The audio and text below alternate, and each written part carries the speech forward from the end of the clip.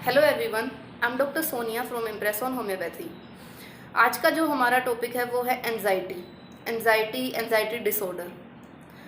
अगर कोई हमें क्वेश्चन करे कि क्या हमारी पूरी ज़िंदगी बिना स्ट्रेस और एंजाइटी के निकल सकती है, तो इसका सीधा सा आंसर है नहीं। हमारी ज़िंदगी में हमें कभी ना कभी एंजाइटी या स्ट्रेस होता ही है। तो एंजाइटी के बारे में बात करेंगे। एंजाइटी क्या होती है? एंजाइटी का मतलब है हमारी बॉडी का नेचुरल रिस्पॉन्स किसी भी स्ट्रेस में या किसी स्टिमुलाई में कि हम कैसे रिएक्ट करते हैं। जैसे हमारी जॉब का फर्स्ट डे हो या हमारा कोई एग्ज़ाम है, इन केसेस में हमें एंजाइटी हो सकती है, हमें डर लगता है या हमें ये फीलिंग रहती है कि क्या होगा, कैसे होगा। मान लो हमें किसी जगह 1 घंटे में पहुंचना है और हम लेट हो गए हैं, उन केसेस में हमें एंजाइटी हो सकती है। ये आती है नॉर्मल एंजाइटी, ये लगभग सभी को होती है। लेकिन जो मेन कंसर्न है वो है हमारा एंजाइटी डिसऑर्डर। एंजाइटी डिसऑर्डर क्या होता है?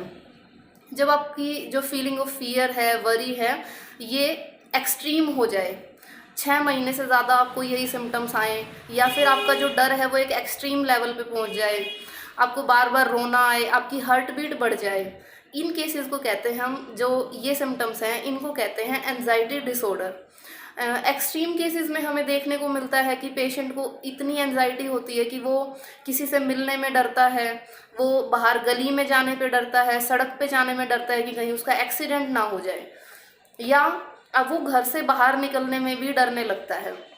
वो हर वक्त बेड पे लेटा रहता है, ना उसका कोई काम करने का मन करता है, उसे हर चीज़ से डर लगता है। तो ये आता है एंजाइटी डिसऑर्डर में। उसके बाद हम बात करेंगे कि एंजाइटी डिसऑर्डर क्या होता है। मतलब ये एक इमोशनल डिसऑर्डर जो होता है उसका एक टाइप है एंजाइटी डिसऑर्डर। एंजाइटी डिसऑर्डर एक टाइप का इमोशनल डिसऑर्डर होता है। ये मोस्टली वुमेन को अफेक्ट करता है एज कम्पेयर टू मैन। इसके बाद बात करें कि इसके सिम्टम्स क्या आते हैं। अगर हम इसके सिम्टम की बात करें तो ये डिफ़र करते हैं पर्सन टू पर्सन। कभी भी दो आदमियों में सेम सिम्टम नहीं हो सकते एंजाइटी के। हमारी बॉडी डिफरेंटली रिएक्ट करती है स्ट्रेस को। इसमें मेन सिम्टम हमें क्या देखने को मिलते हैं? डर, किसी भी स्पेसिफिक चीज़ से डर, किसी स्पेसिफिक जगह से डर, या कोई भी पर्टिकुलर सिचुएशन से डर, ये हमें डर लगता है। उसके अलावा हमें सांस लेने में दिक्कत होती है, या फिर हमारी जो हार्ट बीट है वो बहुत ही ज़्यादा बढ़ जाती है, पैल्पिटेशंस होते हैं हमें, या हमें ऐसे लगता है कि हम आउट ऑफ कंट्रोल हो रहे हैं, हमारी माइंड और बॉडी डिस्कनेक्ट हो गई हैं, उनका आपस में कोई कनेक्शन नहीं है। उसके बाद अगर हम बात करें कि एंजाइटी अटैक्स में क्या होगा, आपको चक्कर शुरू होगा, वर्टाइगो होगा, कभी कभी आपको नोजिया मतलब कि वॉमिट जैसा फील होगा, एकदम से पसीना आ जाना, आपके हाथ पैर कांपने लग जाते हैं, या आपके पूरी बॉडी में नंबनेस फील होती है। ये सिम्टम होते हैं हमारे एंजाइटी अटैक के। उसके बाद जो आता है जैसे नींद ना आना, बार बार आपको किसी एक पर्टिकुलर चीज़ के सपने आना, ये सब सिम्टम्स आते हैं एंजाइटी के। उसके बाद अगर हम बात करें कि इसके कॉजेज़ क्या हो सकते हैं, पर्टिकुलर एंजाइटी का कोई कॉज नहीं होता है। अगर हम देखें तो हमने कोई बैड न्यूज़ सुनी, कोई भी सैड न्यूज़ सुनी, उसके बाद हमारी एंजाइटी स्टार्ट हुई है।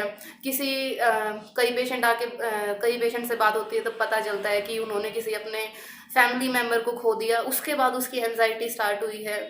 या ये एक डिप्रेशन का भी सिम्टम हो सकता है, एंजाइटी डिप्रेशन का पार्ट हो सकता है, या फिर कोई मेजर मेंटल इलनेस हो, या फिर पहले आप काफ़ी लंबे टाइम तक बीमार रहे हो, इन केसेस में आपको एंजाइटी हो सकती है। नेक्स्ट हम बात करेंगे कि इसके लिए टेस्ट क्या हो सकते हैं। मेजर जो टेस्ट हैं इसके लिए कुछ नहीं है, आपको अपने सारे सिम्टम्स नोट करने चाहिए कि आपको क्या क्या होता है। आप जिससे भी आप कंसल्ट करें उसे अपने बारे में बताएं। आपकी हिस्ट्री से हमें पता लग सकता है कि आपको एंजाइटी डिसऑर्डर तो नहीं है। नेक्स्ट आता है इसके कॉम्प्लिकेशन, कि कॉम्प्लिकेशन क्या आ सकते हैं अगर बहुत टाइम तक एंजाइटी रहे तो। सबसे पहला इसका कॉम्प्लिकेशन आता है कि आप डिप्रेशन में जा सकते हैं। उसके बाद देखने को मिलता है कि गैस्ट्रिक प्रॉब्लम आ सकती हैं, आईबीएस, या फिर आपको गैस्ट्रिक अल्सर हो सकते हैं, आपको कॉन्स्टिपेशन रह सकता है, या डायरिया हो सकता है। उसके बाद देखें तो आपको नींद आने में दिक्कत हो सकती है, माइग्रेन की प्रॉब्लम हो सकती है, सीवियर हेडेक या माइग्रेन, या फिर आपको कंटिन्यू वॉमिट हो सकती है, आपको हार्ट से रिलेटेड प्रॉब्लम आ सकती है। नेक्स्ट अगर हम बात करें तो होम्योपैथी आपको इसमें कैसे हेल्प कर सकती है। जब भी आप किसी होम्योपैथ के पास जाते हैं वो आपकी पूरी काउंसलिंग करता है। होम्योपैथी में आपकी प्रेजेंट पास्ट सबको केस टेकिंग की जाती है, आपकी पूरी केस टेकिंग की जाती है, जिससे हमें पता चल सके कि आपकी जो एंजाइटी है वो कैसे स्टार्ट हुई, उसके पीछे क्या रीज़न था और आपके क्या सिम्टम्स आ रहे हैं। उन सिम्टम्स के बेस पे हम आपको मेडिसिन देते हैं, आपका ट्रीटमेंट करते हैं, क्योंकि होम्योपैथी एक सिम्टम बेस ट्रीटमेंट है। आपके सिम्टम्स के अकॉर्डिंग ही इसमें मेडिसिन होती हैं।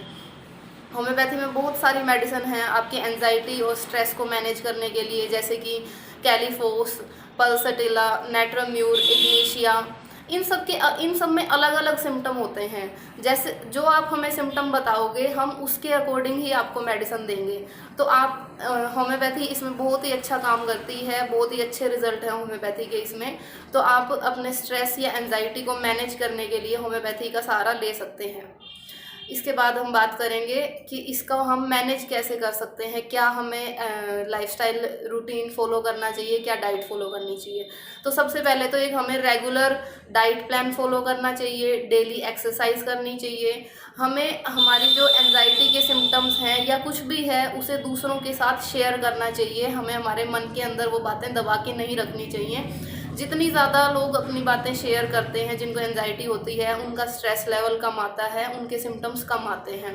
हमें एक हेल्दी डाइट प्लान फॉलो करना चाहिए। अगर आपकी बॉडी में टेस्ट में पता चला है कि आपको विटामिन्स मिनरल्स की कमी है तो आपको सप्लीमेंट्स लेने चाहिए, या आपको जो भी उससे रिलेटेड फूड है वो खाने चाहिए। बहुत ज़्यादा पानी पीना चाहिए, 3 से 4 लीटर पानी डेली पीना चाहिए। डेली आपको वॉक करनी चाहिए। नेचर के साथ आप जितना समय बिता सको वो बिताना चाहिए। अपने सिम्टम्स को डेली नोट डाउन करो कि आपको वो क्यों हो रहे हैं और किस वजह से हो रहे हैं और वो क्या क्या सिम्टम्स आ रहे हैं। तो ये सब बातें आप फॉलो करके अपने एंजाइटी और स्ट्रेस को मैनेज कर सकते हैं। अगर आपको होम्योपैथी ट्रीटमेंट अपना स्टार्ट करना है तो आप हमसे इम्प्रेस ऑन होम्योपैथी में कभी भी कंसल्ट कर सकते हैं। हमारा नंबर जो दिया हुआ है वीडियो के साथ उस पर कंसल्ट कर सकते हैं या हमारे क्लिनिक पे विजिट कर सकते हैं। Thank you.